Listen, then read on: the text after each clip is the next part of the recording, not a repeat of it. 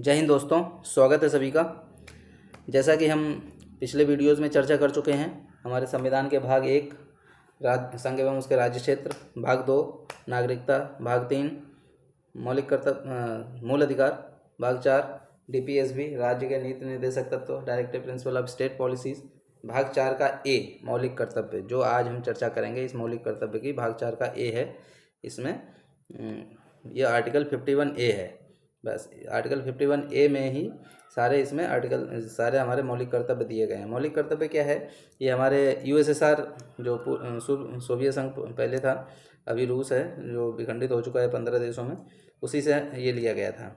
ठीक है। इसमें जैसे कि बहुत सारे कंट्रीज हैं, जैसे अमेरिका है, फ्रांस है, कनाडा है, ऑस्ट्रेलिया है, जर्मनी है, इनके सभी के पास ये नागरिकों के कर्तव्य नहीं है।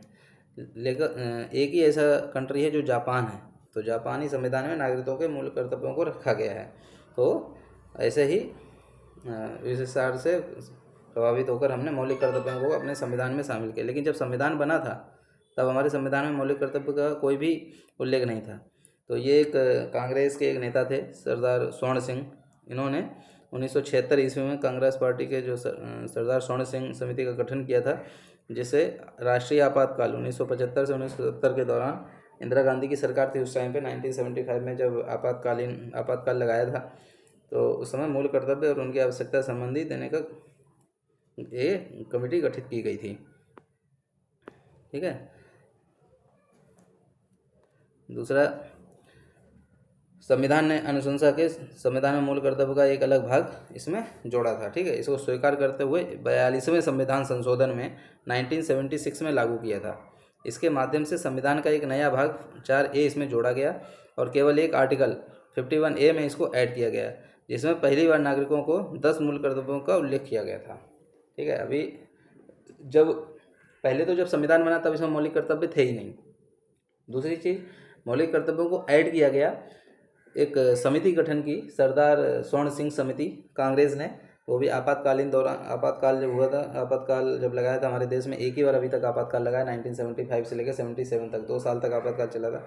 तो उस समय भाग 4A इसमें जोड़ा गया, आर्टिकल 51A जोड़ा गया। तो और जब ये जोड़ा गया तो उस समय इसमें 10 मूल कर्तव्यों को जोड़ा गया था। लेकिन सरदार स्वर्ण सिंह समिति ने इसमें सिर्फ 8 मूल कर्तव्यों को ही जोड़ने का सुझाव दिया था। लेकिन 42वां संविधान संशोधन जो हुआ था 1976 में, उसमें 10 मूल कर्तव्यों को जोड़ा गया था। ठीक है, ये याद रखना है। तो 86वां संविधान संशोधन 2002 में 6 से 14 वर्ष की आयु के बच्चों के लिए अवसर प्रदान करना प्रत्येक माता पिता का कर्तव्य है, इसको भी जोड़ा गया बाद में। ठीक है, ये भी ध्यान रखना है। ये 11वां मूल कर्तव्य जोड़ा गया था इसमें। पहले तो 10 थे, फिर 11वां ये 86वां संविधान संशोधन है, इसको जोड़ा गया। इसका ऑलरेडी हम चर्चा कर चुके हैं, शायद याद होगा। मौलिक कर्तव्य जो हमारा भाग 3 में आर्टिकल 21A है, तो यहीं से इसको उठा के ये डीपीएसबी में भी हमने इसकी चर्चा की है, भाग 4 में भी, और ये इसमें भी है, 86वां संविधान संशोधन में इसको जोड़ा गया था। उसके बाद वर्तमान में मूल कर्तव्य कितने हैं? 11 हैं। ऑलरेडी बता ही दिया है, क्योंकि 10 तो ऑलरेडी इसमें जोड़े थे, 8 की समिति ने बोला था, लेकिन 10 जोड़े गए। उसके बाद एक और जोड़ा गया 2002 में। मौलिक कर्तव्य लोगों के नैतिक उत्तरदायित्व आरोपित करते हैं, प्रशासन इनके लिए उत्तरदायी नहीं हो सकता। ये भी सेम डीपीएसबी की ही तरह है, क्योंकि डीपीएसबी में भी हम न्यायालय में नहीं जा सकते हैं, तो ये भी आर्टिकल 51 का ही एक पार्ट है, आर्टिकल 51A। तो ये भी सेम न्यायालय में परिवर्तनीय नहीं है, न्यायालय में परिवर्तन नहीं हो सकता है। इसलिए इसको मतलब बोला गया है नागरिकों को कि प्रत्येक नागरिक को अपने देश पे प्राउड होना चाहिए, और जो भी मौलिक कर्तव्य है उनको फॉलो करना चाहिए, फॉलो करने की कोशिश करनी चाहिए। तो इनके उल्लंघन के विरुद्ध कोई भी कानूनी कार्रवाई नहीं होगी, ऑलरेडी बता दिए हैं। ये केवल भारत के नागरिकों के लिए है, विदेशी नागरिकों के लिए नहीं है। लेकिन कुछ आलोचक थे पहले, तो उन्होंने बोला कि संविधान के भाग 4 में मौलिक कर्तव्य को शामिल करने में इनका मूल्य और महत्व कम होता है, तो इनको भाग 3 के बाद जोड़ा चाहिए था, ताकि वो मूल अधिकारों के समकक्ष रह सकते हैं। ये मानना तो मेरा भी है, ये व्यक्तिगत सुझाव है कि जितने भी हमारे मौलिक कर्तव्य हैं, इनमें सारे तो नहीं, लेकिन कुछ तो ऐसे जो हैं उनको हमारे मूल अधिकार में ही जोड़ना चाहिए। जैसे हमारा मौलिक कर्तव्य पहले ही है, देखो मैं बताता हूँ, जिसमें राष्ट्रगान का, देखो, संविधान का पालन करें। हाँ, संविधान का पालन करें, उसके आदर्शों, संस्थाओं, राष्ट्रध्वज, राष्ट्रगान का आदर करें। अभी ये वाला जो मौलिक कर्तव्य है, इसको अगर तुम डीपीएसबी में रखोगे, कौन संविधान का पालन करना चाहेगा? कौन तभी आए दिन ऐसे न्यूज आती रहती है कि राष्ट्रध्वज किसी ने जला दिया, राष्ट्रगान चल रहा था, कोई खड़ा नहीं हुआ, कोई चलता रहा, तो कोई सम्मान नहीं दे रहा। तो ये सब मौलिक हमारा मौलिक अधिकार में आना चाहिए, भाग 3 में आना चाहिए, क्योंकि हमारे इससे बहुत से लोगों को ठेस पहुंचती है। जो दिन रात हमारे बॉर्डर पे खड़े हुए हैं सैनिक, वो क्या सोचेंगे इस बारे में कि जो देश का सम्मान नहीं कर रहे, जो देश के नागरिक हैं वही देश का सम्मान नहीं कर रहे हैं, देश के संविधान का आदर नहीं कर रहे हैं, राष्ट्रध्वज का आदर नहीं कर रहे हैं। हम इस यहाँ पे किसके लिए फिर खड़े हैं, जब वही नागरिक जिनके लिए वहाँ पे सैनिक खड़े हुए हैं पूरे दिन रात जान देने के लिए, और जान जाती भी है, जाती रहती है, अक्सर जाती रहती है।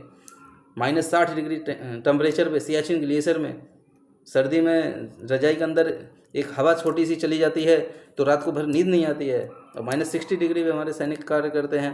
और जब ये सब सुनने को मिलता है तो कितना उनका मोरल डाउन होता होगा, कैसा उनको फील होता होगा। तो ये तो मेरा भी व्यक्तिगत मानना है कि हमारे संविधान के जितने भी मौलिक कर्तव्य हैं उनको, ये वाला फर्स्ट वाला तो एटलीस्ट होना ही चाहिए मौलिक अधिकार में शामिल।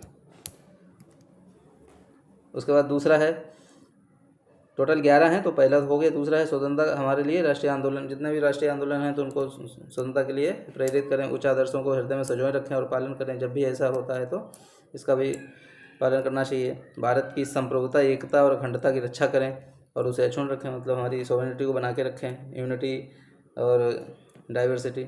देश की रक्षा करें और आह्वान किए जाने पर राष्ट्र की सेवा करें। तो इनमें कुछ ऐसा है नहीं कि जो मैं समझाऊँ, जहाँ पे समझाने वाला आएगा वहाँ पे हम ज़रूर बताएंगे। 5वां है, भारत के सभी लोगों में समरसता और समान भ्रातृत्व की भावना का निर्माण करें।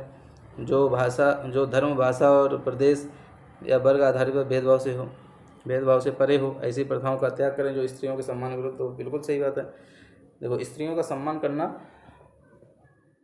हमारे लिए सबसे आगे होना चाहिए।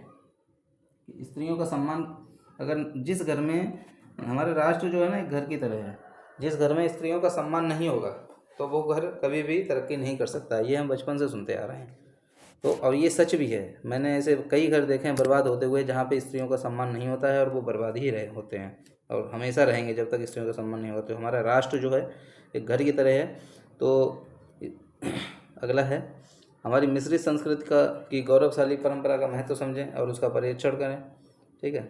प्राकृतिक पर्यावरण जिसके अंतर्गत वन, झील, नदी और वन्य जीव सम्मिलित हैं, उनकी रक्षा करें, उनका संवर्धन करें और प्राणी मात्र के प्रति दया भाव रखें। देखो, नेचर के साथ खिलवाड़ कभी नहीं करना चाहिए। जितना रक्षा कर सकते हैं, जितना प्रोटेक्ट कर सकते हैं हम नेचर को, उतना प्रोटेक्ट करो। नहीं तो आजकल देख लो हिमाचल में त्रासदी आई हुई है, एकदम कहर बरस रहा है कुदरत का, क्योंकि नेचर के साथ खिलवाड़ करोगे तो नेचर तुमको बिल्कुल बर्बाद कर देगी। कितनी सभ्यताएं नष्ट हो गई। सिंधु घाटी की सभ्यता 2500 ईसा पूर्व पहले थी, अब कितनी बेहतरीन थी। आज भी हम उस सभ्यता के बराबर नहीं पहुंच पाए हैं 2500 वर्ष पहले, और प्लस 2000 अभी, मतलब 4500 वर्ष हो गए हैं। और क्या हुआ, कुदरत साथ खिलवाड़ किया, बिल्कुल समूल नष्ट हो गए। तो मेरा भी यही मानना है कि कभी भी नेचर के साथ खिलवाड़ ना करें। उसके बाद नेक्स्ट देखते हैं, वैज्ञानिक दृष्टिकोण, मानववाद, ज्ञानार्जन और सुधार की भावना का विकास करें। 9वां है, सार्वजनिक संपत्ति को सुरक्षित रखें, हिंसा से दूर रहें। देखो, सार्वजनिक संपत्ति समझ रहे हो, रेलवे के कितने लोग ऐसे होते हैं रेलवे की ट्रेन चला जाते हैं। अरे भाई, रेलवे में क्या रेलवे के कर्मचारी बैठ रहे हैं? ये हमारे आम आदमियों के लिए है, आम जनता के लिए है। कुछ लोग रोड तोड़ देते हैं, कुछ लोग रोड के किनारे बनी हुई चेयर तोड़ देते हैं। अरे वो उधर कोई हमारे प्रधानमंत्री या राष्ट्रपति जी बैठने थोड़ी आ रहे हैं, वो तो हमारे लिए, आम जनता के लिए, नागरिकों के लिए है। उसको ही लोग तोड़ देते हैं। कतई बुद्धिहीन हो गए हैं। हिंसा से दूर रहें, कोशिश करें हिंसा से दूर रहें। व्यक्तिगत और सामूहिक गतिविधियों और सभी क्षेत्रों में उत्कर्ष की ओर बढ़ने का सतत प्रयास करें, जिससे राष्ट्र निरंतर बढ़ते हुए प्रयत्न की उपलब्धि को नई ऊंचाइयों को प्राप्त करे। बिल्कुल सही बात है, इसमें क्या समझाना। ये ऑलरेडी मैंने बता दिया। 86वां संविधान संशोधन 2002 में हुआ था। 6 वर्ष की आयु से 14 वर्ष की आयु के बच्चों के माता पिता और संरक्षक जो भी हों, उन्हें शिक्षा के अवसर प्रदान करें। इस कर्तव्य के 86 संविधान बता ही दिया। तो उसके बाद इसमें एक पॉइंट है, तत्कालीन जो विपक्ष में संविधान में कांग्रेस सरकार द्वारा मूल कर्तव्य जोड़े जाने। देखो, जब ये संविधान मौलिक कर्तव्य जब सरदार स्वर्ण सिंह समिति में जब ये पारित हुए थे संविधान में, तो उस टाइम पे मोरारजी देसाई विपक्ष के सबसे बड़े नेता थे। जनता दल, उस टाइम पे जनता दल पार्टी थी, उसके विपक्षी नेता थे वो।